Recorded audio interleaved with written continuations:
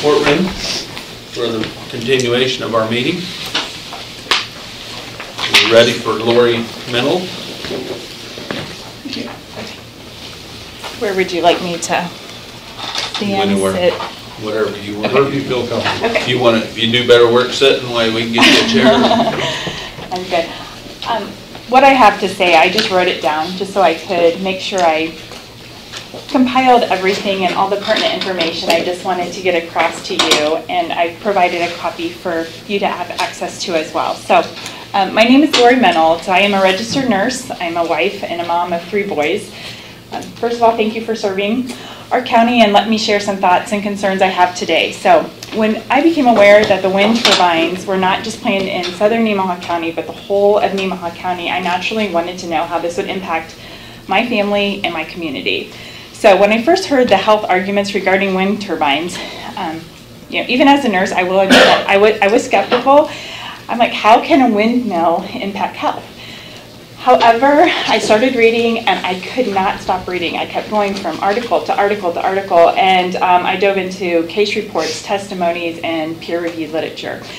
Although there is literature that concludes that wind turbines do not impact the health of humans and aren't related to adverse health effects, but it's largely, I'm seeing this more and more, they do admit to annoyance.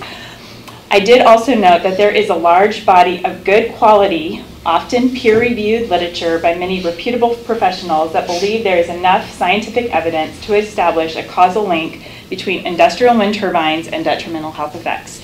This matches the testimonies of individuals living near industrial wind turbines, so not just in a few isolated areas, but around the United States and around the world. So yes, we know it's controversial, and no, it doesn't impact everyone. Dr. John P. Harrison, an expert in the properties of matter at low temperature with emphasis on high-frequency sound waves, concluded that industrial wind turbines cause annoyance in about 20% of residents living within a distance that is considered acceptable by most regulatory authorities.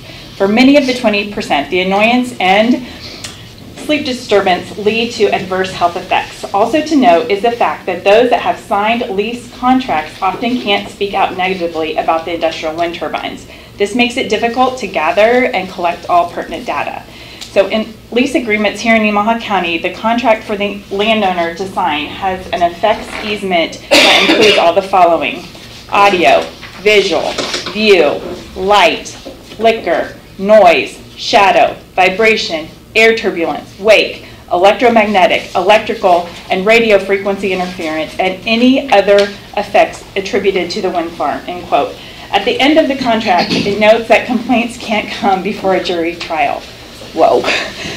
This creates great pause.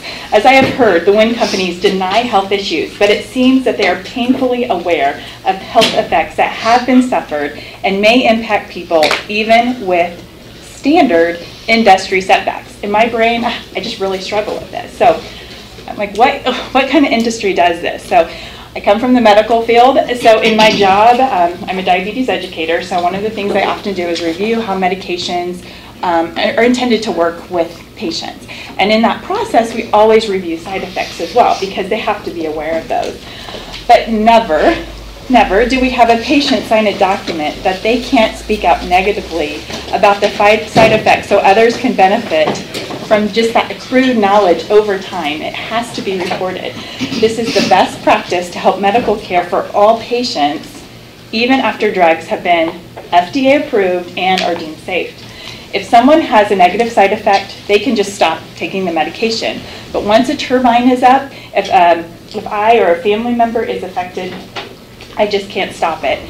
So in a letter dated about a month ago, November 28, 2018, to the Canadian government officials and her colleagues, Dr. Rena Bray, she's a medical director of the Environmental Health Clinic at Women's College Hospital. She's an associate professor and an environmental health consultant. She wrote, "I am writing to express concern about the potential for harm for human health represented by Ontario's industrial wind turbines and their supporting infrastructure. Research has demonstrated how various forms of pollutants from industrial wind turbines can adversely affect human health. She cited research and literature describing the adverse health effects and reviewed recommendations that need to be implemented to mitigate risk, and she concluded her letter with the following. The risk for the short and long-term health of Ontarians of not undertaking such mitigating and remediating steps is significant. So, I wanted to know, what are the reported adverse health effects? So, the most common reported core symptoms and complaints include sleep disturbance, so we see that often, headache, dizziness, vertigo, ear pain, and pressure.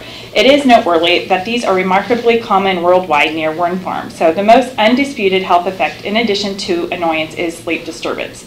So there are other symptoms described by different researchers as linked to exposure to infrasound and low frequency noise. So, and I did attach a document for you, and it's this first one reported, it's called Symptoms. It's from the Punch and James peer review paper, where they looked at 4 decades of evidence that wind turbines do pose risk. So James Punch had a 4-year decade career as an audiologist, and he is a professor emeritus in the Department of Communicative Sciences and Disorder at Michigan State University. And James is an acoustical engineer and acoustician with expertise in the field of sound, including noise, low-frequency noise, sounds emitted from industrial wind turbines, and human response to noise. So I know sleep disturbance sounds so minor, but it has been documented that it can be serious if it leads to sleep deprivation, which is associated with a gamut of cardiovascular diseases. So when we say cardiovascular, cardio is heart, vascular is vessel, so any heart vessel disease, it is attributed to that, obesity, diabetes, and poor memory. And so it's remarkably how there's similar health effects that have been noted by all these different researchers, and there's references to all their studies in there. So what are the mechanisms of the industrial wind turbines that would cause these symptoms? So this stems from the audible, inaudible, or infrasound noise and the vibratory impact or sensations that reach and stimulate the inner ear, both our hearing organ and the vestibular organ, that's where the balance and motion are detected. So wind turbine noise has been described as having a character that makes it far more annoying and stressful than other sources of noise at that same A-weighted level, including traffic and industrial noise. So that A-weighted level, there's different ways to measure infrasound, and why that's specified in something I'll get to later is I think some of the initial studies didn't always appropriately measure the infrasound. So infrasound is the noise emissions below the audible, or what we can hear, hearing threshold. There are many papers written on this, but we'll quote from the Punch and James in that infrasound and low-frequency noise from any source, including wind turbines, is well known to penetrate walls and other barriers, is typically more disruptive indoors than outdoors, and is not easily masked by atmospheric sounds, including road traffic noise and other sources of infrasound. They go on to state in their paper that there is ample evidence that noise in general, and especially low-frequency noise, has long-term consequences for human health. So it is documented that families have had to leave their homes due to the health effects of wind turbines. It is also noted that when the turbines were off, these symptoms went away. We are already concerned about the economic impact on house values. So I wonder, too, this was one of my thoughts, if this might drive out residents as well who would be impacted by health effects.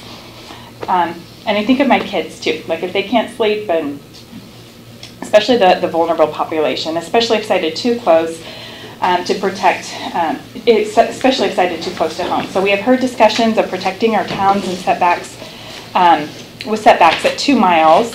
So my thought is, why not protect our rural residents as well? So I'll include another attachment, and I have that in your packet too, with just recommendations by different scientists, but they have recommended that distances separating turbines and residences, most commonly by 1.2 miles or more, to prevent a minimum, to prevent adverse health effects. The other thing is, researchers have recommended sound levels typically ranging from 30 to 40 decibels for safeguarding health, which is consistent with the recommendation of nighttime noise levels by the World Health Organization. So our county is in a unique spot as we're highly populated and have a higher percentage of those most vulnerable to the adverse health effects of wind turbines. So 20% of our county is age 65 and older, and they say 6 or younger on the Census Bureau. It's 7.6% under the age of 5. So Even if just 10% of our rural population is impacted, this will impact several hundred individuals. So at least over 400 people. So I'm here today as a community member, as it raises concern that the industrial wind turbine could definitely impact the health of my family and our communities. I want to reach out to you, to our providers and members of the health community to get their input as well. So with the holiday season and the time restraint for diligent research, this has been challenging. So I know Commissioner Henry, you have said one of our jobs is to protect, or your job is to protect the health and wellness of our county.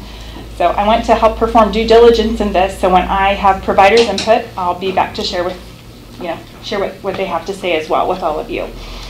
So I desire to get feedback from our providers, our medical providers and practitioners, but some questions I believe need to be evaluated include the following. Number one, what are truly safe setback distances in our highly rural populated and higher vulnerable county with the layout of our ridge landscape and how sound travels?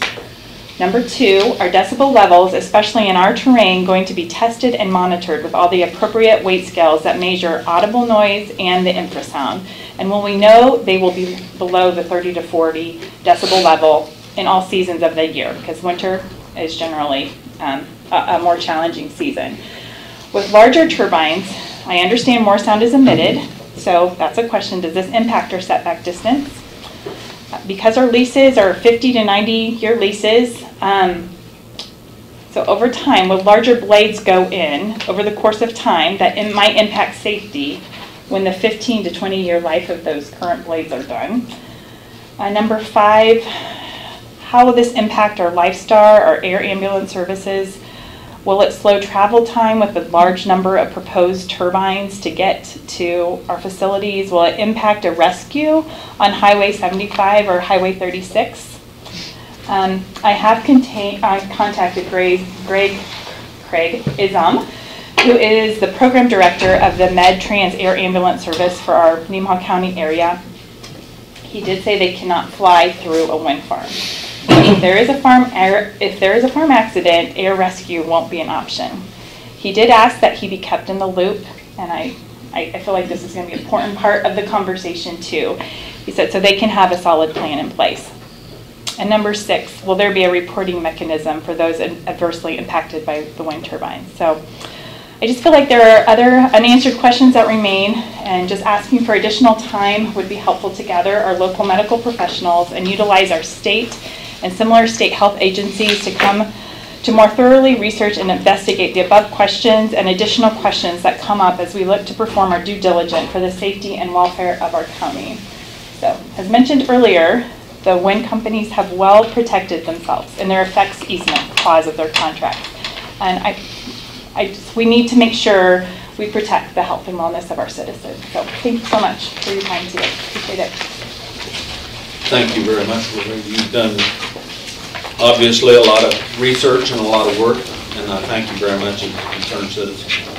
Thank you. Does anyone have any questions for Lori while she's here to go into this? I think she pretty well covered what many of our questions are.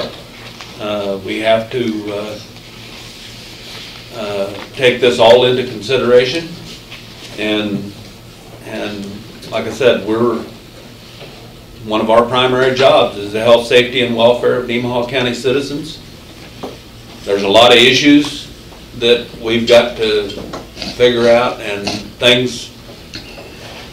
questions that personally I have, and you talked about the larger turbines. There's not a lot of what's industry acceptable, and they keep going back to, a lot of the things I was in, they keep going back, well, this is industry acceptable. We can be this close to a house. Well, do they have that on the larger, they don't quite split that out as far as what I've found, but definitely all the information that you come up with. The one question I have on your symptoms, this references, would that mean they had 112 instances? No, that would be from this this paper when it says a reference, and I could actually pull, it's a a 75 document, but that's where the reference Oh, source, if you where would it want goes to go to back in the and reference, okay. Okay, cross-reference I was it. just wanted to Yeah. straighten that out. Sure. And if anyone would like copies of this, you know, we can have Mary Kay and we can make copies and we'll get some of this done. Because obviously, very good information. Thank you. Thank you very much, Laura. Appreciate your stuff.